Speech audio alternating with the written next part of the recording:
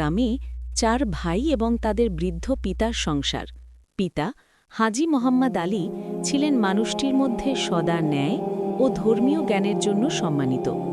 তার 4 ছেলে রাশেদ, ফয়সাল, সামিউল, আরাফাত বড় হয়ে গিয়েছিল, কিন্তু চরিত্র ও মনোভাব আলাদা। রাশেদ বড় ভাই, অহংকারী এবং সবসময় নিজের সাফল্য দেখাতে চায়। ফয়সাল অলস, কাজ করতে কম মনোযোগী। সামিউল পরিশ্রমী ও ধার্মিক, সবসময় পরিবারের কল্যাণের কথা ভাবে। আরাফাত দয়ালু, সরল, কিন্তু অনেক সময় তার ভ্রাতাদের দ্বারা অবহেলিত। বৃদ্ধ পিতা প্রতিদিন তাদের শিক্ষা দিতেন, ছোট ছোট ঘটনা ও গল্পের মাধ্যমে, কিন্তু ছেলেরা মাঝে মাঝে তা গুরুত্ব দিত না। গ্রামের সব মানুষ তাদের পরিবারকে খুবই শ্রদ্ধা করত। একদিন পিতা বললেন, আমার জীবনের শেষ শিক্ষা তোমাদের জন্য। যে সত্যি আল্লাহর প্রতি ভরসা রাখবে, সে আমার আসল ধন পাবে। ছেলেরা প্রথমে হাসল, মনে করল পিতা কেবল ধন বিতরণ করছেন, কিন্তু পিতা জানতেন ধন নয়, চরিত্রের পরীক্ষা চলছে। পরের সকালে পিতা সবাইকে বসতে বললেন। 4 ভাই কৌতূহলপূর্ণ চোখে তাকালো। পিতা বলেন, আমার জীবন শেষের দিকে এসে আমি তোমাদের একটি শিক্ষা দিতে চাই। আমি চাই দেখব কে সত্যি ধৈর্য, পরিশ্রম ও আল্লাহর প্রতি ভরসা রাখে। এবার আমি তোমাদের প্রত্যেককে একটি পরীক্ষা দেব। ছেলেরা একটু অবাক হল। রাশেদ ভাবল, সবাই জানে আমি বড় ছেলে, নিশ্চয়ই ধনটা আমার। ফয়সাল ভেবেছিল, এত ঝামেলা কেন, আমি তো সহজ পথ চাই। সামিউল শান্ত মুখে বসে রইল, কারণ সে বুঝতে পারছিল পিতার উদ্দেশ্য আলাদা। আরাফাত কিছুটা আতঙ্কিত, কিন্তু পিতার চোখে সে দৃঢ়তা দেখল, যা তাকে বিশ্বাস দিতে লাগল। পিতা বললেন, প্রত্যেককে আমি একটি ছোট স্বর্ণের কয়েন দেব। 1 বছর পরে দেখব কে কিভাবে তা ব্যবহার করছে। যে আমাকে এবং আল্লাহকে সত্যিকারভাবে সম্মান করে, সে প্রকৃত ধন পাবে। রাশেদ চট করে বলল, এটা তো খুব সহজ, আমি তো জানি ধনটা আমার হবে। ফয়সাল কেবল হাসল। 1 বছর অপেক্ষা, 1 বছরের পর কি থাকবে কে জানে। সামিউল ভাবল, ধৈর্য ও সততার মাধ্যমে আল্লাহর রহমত পাব। আরাফাত শুধু মাথা নাড়ল, বিশ্বাস রাখল পিতার কথায়। পিতা হাসলেন, মনে রেখো, ধন নয়, আল্লাহর প্রতি ভরসা ও চরিত্রই প্রকৃত মূল্য। ছেলেরা নিজেদের মতো করে প্রস্তুতি নিতে শুরু করল। রাশেদ কেবল দ্রুত ধন বৃদ্ধির পরিকল্পনা করল। ফয়সাল অলসভাবে কয়েনটি রেখে দিল। সামিউল সততার সঙ্গে ছোট ছোট উদ্যোগ শুরু করল। আরাফাত ধীরে ধীরে খুঁজে দেখল কিভাবে অন্যদের সাহায্য করে আল্লাহর নৈকট্য অর্জন করা যায়। গ্রামের মানুষরা এই পরীক্ষার কথা শুনল।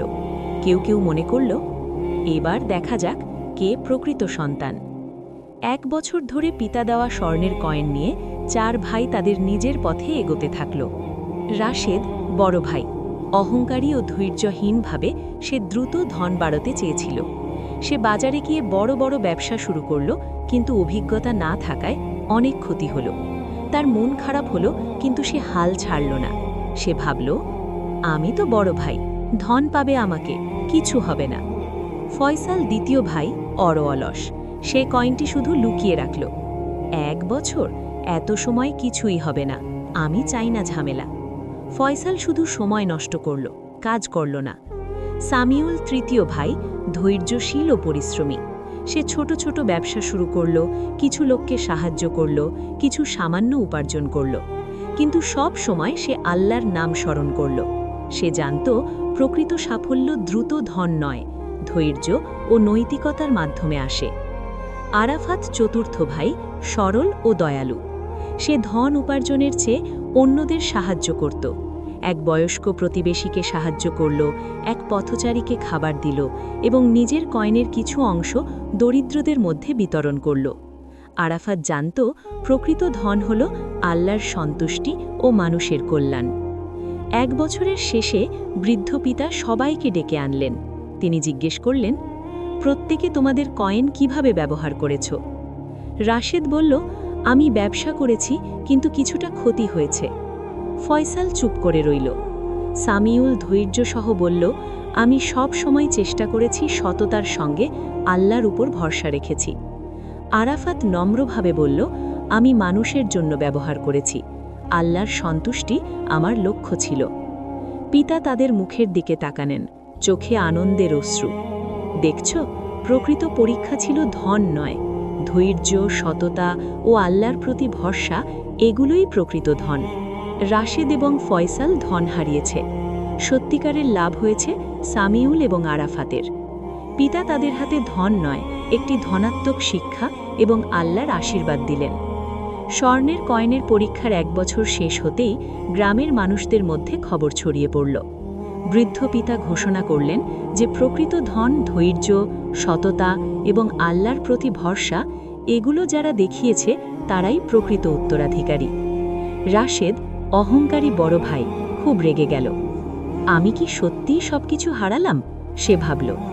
ফয়সালও হতাশ হয়ে বলল, আমি তো কোনো ঝামেলা ছাড়া থাকতে চেয়েছিলাম, কিন্তু সামিউল আর আরাফাত সব কিছু ঠিকঠাক করেছে। 2 ভাই একে অপরকে দোষারোপ করতে লাগল। তুমি কি করেছ? রাশেদ চেঁচালো। তুমি কি করেছ? ফয়সাল উত্তরে বলল। এদিকে সামিউল শান্ত, সে জানে এই দ্বন্দ্ব থেকে কোনো লাভ নেই। সে কেবল চিন্তা করল কিভাবে ভাইদেরও শেখানো যায় আল্লাহর প্রকৃত মূল্য বোঝানো। আরাফাত নম্রভাবে তাদের কাছে গিয়ে বলল, ভাইয়েরা, দয়া ও সততা আমাদের প্রকৃত ধন। আমরা ধন হারাইনি, আমরা আল্লাহর কাছে ভালো কাজ করেছি। এটা আমাদের জন্য সবচেয়ে বড় লাভ। কিন্তু রাশেদ ও ফয়সাল কেবল কাঁপছিল অহংকারে। তারা বুঝতে পারছিল না আসল পরীক্ষা ধন নয়, চরিত্র ও আল্লাহর প্রতি ভরসা। পিতা তাদেরকে ডেকে বললেন, এই পরীক্ষা শেষ নয়, জীবনের আসল পরীক্ষা এখন শুরু।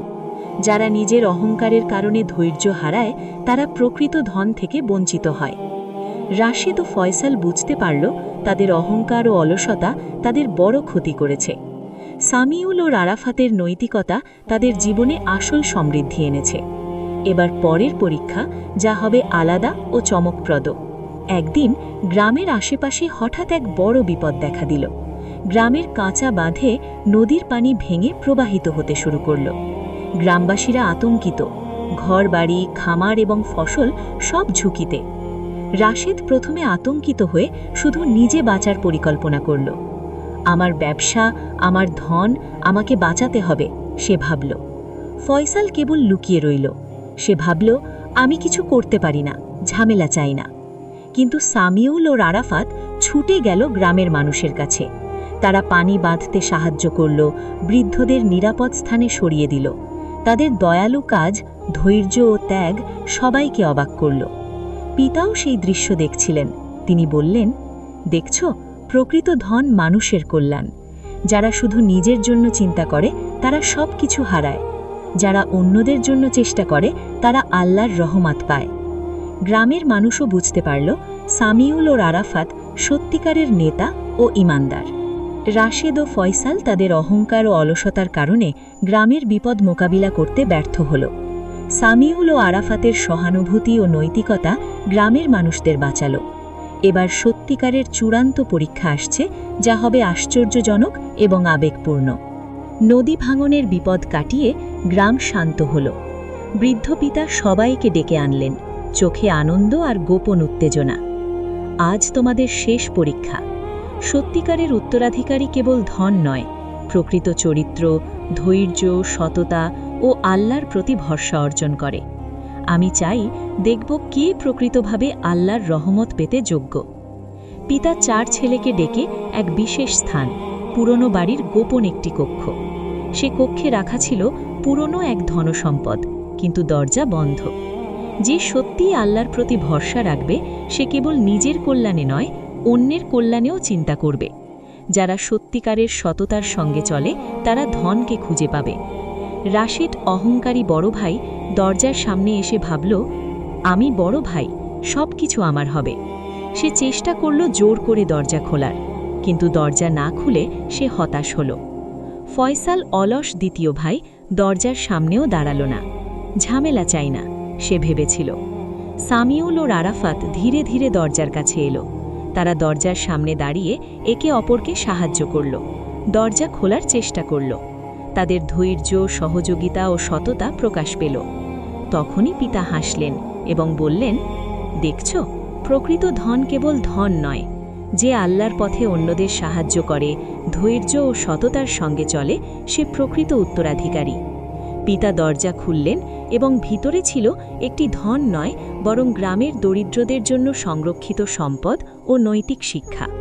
রাশেদ ও ফয়সাল বুঝতে পারল, যদি চরিত্র ও আল্লাহর উপর ভরসা না থাকে, ধন লাভও সম্ভব নয়। সামিউল আর আরাফাতের নৈতিকতা ও সহানুভূতি তাদের প্রকৃত সমৃদ্ধি এনেছে। দরজা খুলে গ্রামের দরিদ্রদের জন্য ধন ও নৈতিক শিক্ষা প্রকাশিত হওয়ার পর রাশেদ ও ফয়সাল প্রথমবার নিজের ভুল বোঝার অনুভূতি পেল। রাশেদ মাথা নত করে ভাবল, আমি কি অহংকারের কারণে সব হারালাম? সামিউল ও আরাফাতের মতো ধৈর্য ও সহানুভূতি দেখালে হয়তো আল্লাহর আসল রহমত পেতাম। ফয়সালও অনুশোচনা করল, আমি অলসতা ও স্বার্থপরতার কারণে